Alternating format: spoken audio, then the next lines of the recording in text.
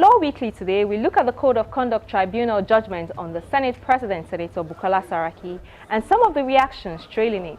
We talk to Senior Advocate of Nigeria, Fidelis Oditah. We also have a feature on oral advocacy in Nigeria, plus our recap of the top trending legal stories. Hello and welcome to the program. I'm Shola Shoyeli. The issue of judicial corruption is one that continues to worry many lawyers. On this episode of the program, we explore the issue with the Queen's Counsel and Senior Advocate of Nigeria, Fidelis Oditah. I began by getting his reactions, though, to the acquittal and discharge of the Senate President. I've read the summary of the reasons as reported in the press, and essentially what the CCT said was that the evidence was unreliable and he could not ascribe any probative value to what the witnesses said.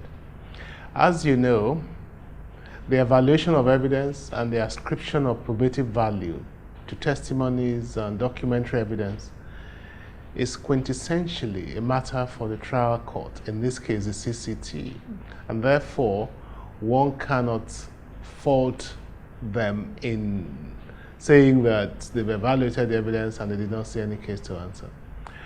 But having said that, it is a little surprising to reach such a conclusion simply based, according to the newspapers, on the discrediting of one of the witnesses, especially the guy from the Code of Conduct Bureau, the investigator, Mr. Majo Dume or something like that.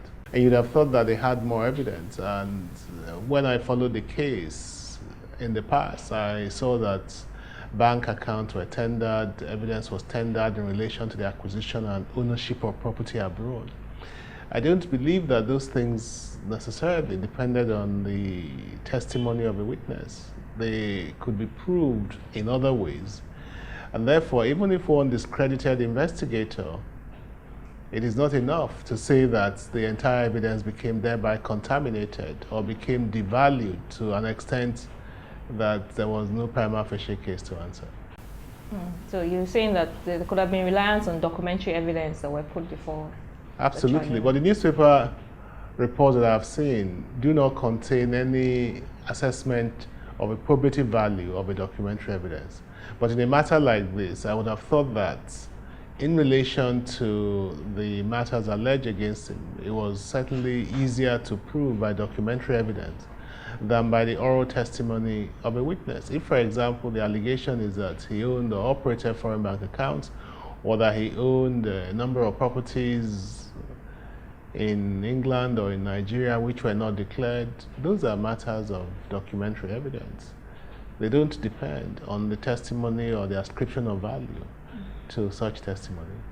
A civil society organization, the Socio-Economic Rights and Accountability Project, SERA, says that the verdict is suggestive of serious shortcomings in our criminal justice system. And so they've urged the acting president, Professor Yemi Osinbajo, to proactively pursue the establishment of a UN-backed international commission against corruption and immunity to assist our criminal justice system, investigate and prosecute high-level crime. And they say that this helped, especially in Guatemala. This was a country that they cited. Do you think that that would help? I don't think so. I think one needs to step back. There were those who said that the prosecution in the first place was politically motivated, and there are also those saying that the dismissal of a case is also politically motivated. So the case having been improperly brought is also being improperly dismissed. I think to that extent you might say they cancel out each other. But apart from that, there is absolutely no doubt in my mind, and I'm sure in the minds of right-thinking Nigerians, that this country has shown embarrassing unwillingness and incapacity to enforce its laws. I have nothing against the Senate President, and indeed I think his own case is just an aside. But there is overwhelming evidence that this country has refused to enforce its laws, has shown incapacity to enforce its laws. I don't believe it's dependent upon getting the UN-backed commission to create some independent. It is not that. We have ample laws, we have the ample legal framework, and we have a sufficient infrastructure to give effect to the laws, but there's simply no political will to do so. And unfortunately, there is also no judicial will to do so. There's something interesting that you've said, no political will, no judicial will. What is the way around that? I think it's going to be very difficult.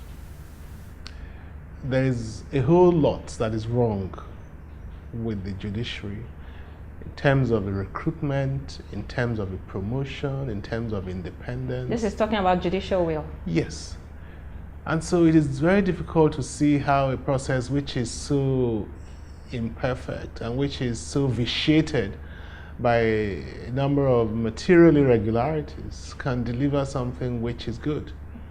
Of course, one has to put this in the context of the big cases, because in the context of small cases, the judiciary functions well. Yes, there are delays and occasionally files get mislaid, but generally things appear to work reasonably, having regard to where we are as a nation in the context of small cases. It's the big cases that have challenged the judiciary, and they've shown themselves to be incapable of performing their role independently in that context. And I believe that, as I said earlier, it's partly a function of how you recruit.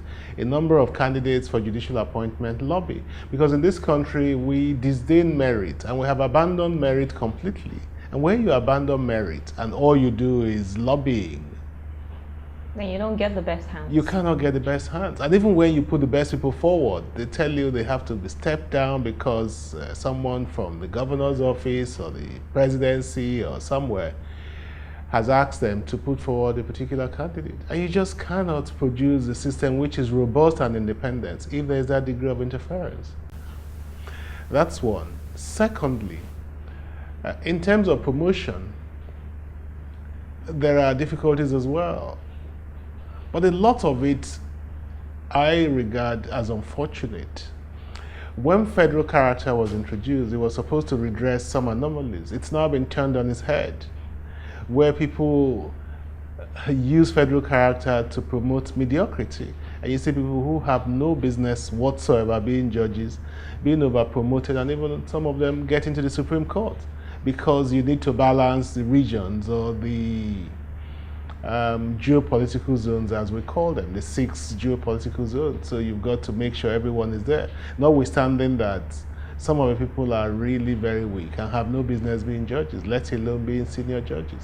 So it's not something that is going to happen overnight. We must start and look at the process of recruitment and the extent to which that process is robust and objective and defensible. And then we look at how we promote judges. So talking about recruitment and promotion of judges, if we introduce a whistleblower policy, in which case it's the lawyers who appear before them, it's the lawyers who give bribes, it's the lawyers who know about all of these things. If we introduce a whistleblower policy as has been done and has shown to have worked, and the lawyers are the ones who speak out when these judges who are not competent or who do not know the law are to be appointed or elevated, wouldn't that work? Shouldn't the lawyers be at the forefront of calling out the judges? The problem is that we're engaged in a race to the bottom. The Constitution provides the minimum qualifications, 10 years post-call. But that is not enough, because in theory, every lawyer who applies, you can get more than 100,000 lawyers who are 10 years post-call. It doesn't follow that they are all competent to be appointed as judges. I've said in the past, I don't understand why